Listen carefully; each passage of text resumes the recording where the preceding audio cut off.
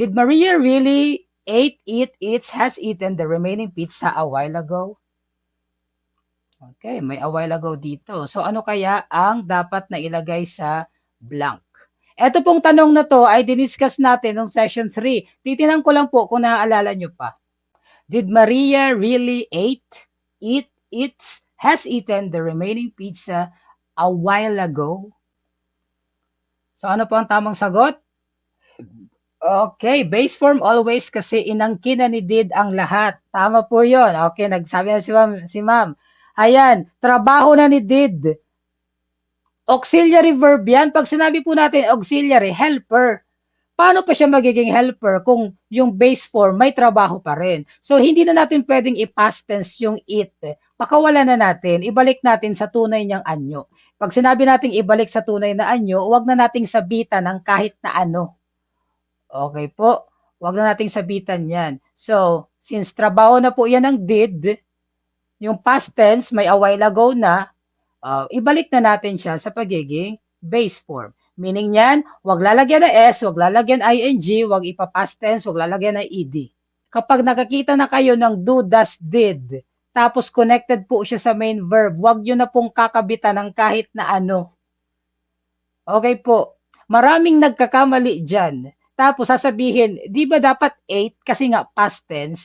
Ang reasoning dito is, nandoon na po yung did, trabaho niya na ipahalata sa nagbabasa na naka-past tense na siya. Yun ang trabaho niya. Kaya siya tinawag na auxiliary verb. Ngayon po, yun ang tulong niya doon sa main verb. Kaya kailangan na siyang ibalik sa tunay niyang anyo. Kasi kapag pinilit mo yung 8, ano pa ang trabaho ng did? Hindi ba? At para mo na rin sinabing tama ang did you did it. O, saan kayo nakarinig ng did you did? Kung tama ang did you did, edi tama din ang did Maria ate. Hindi ba?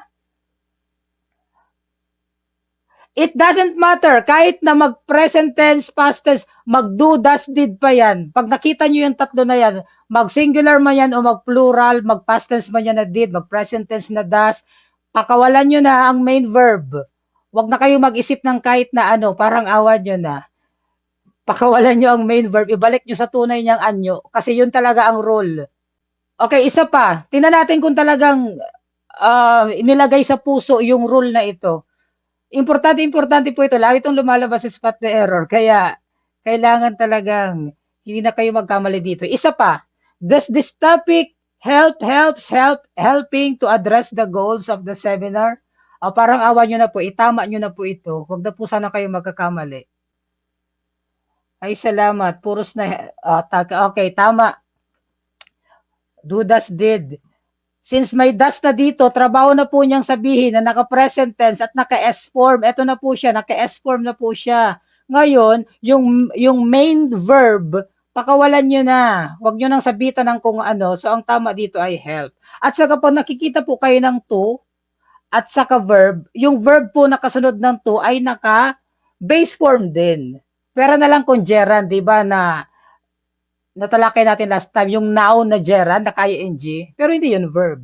Noun kasi yon. So, kapag may verb po dito na kasunod, ayan, naka-base form yan.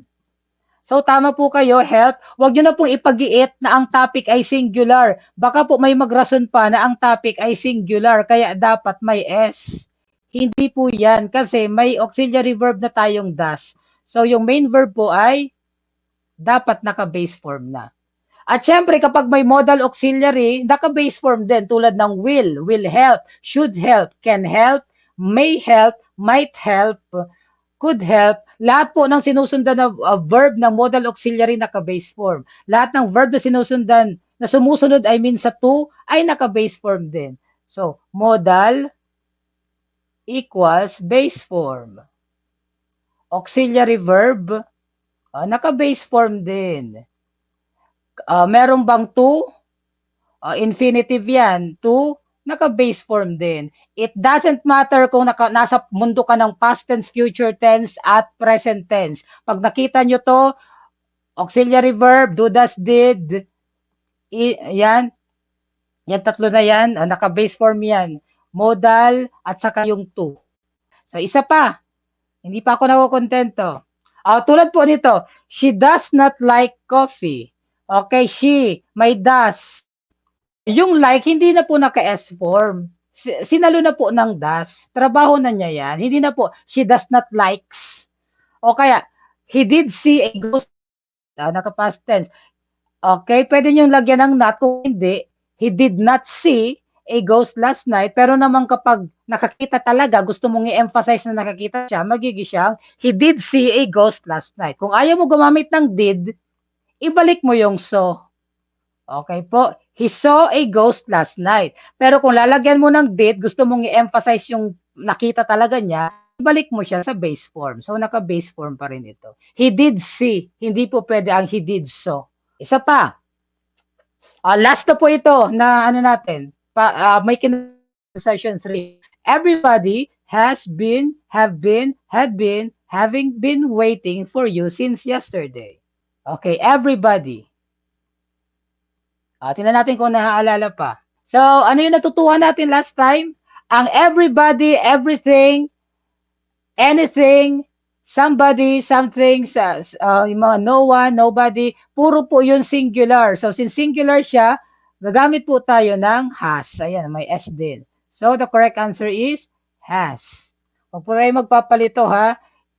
Hindi po porke everybody nakaka-imagine tayo ng maraming tao ay plural na yan kaagad. Napag-usapan na natin to noong session 3.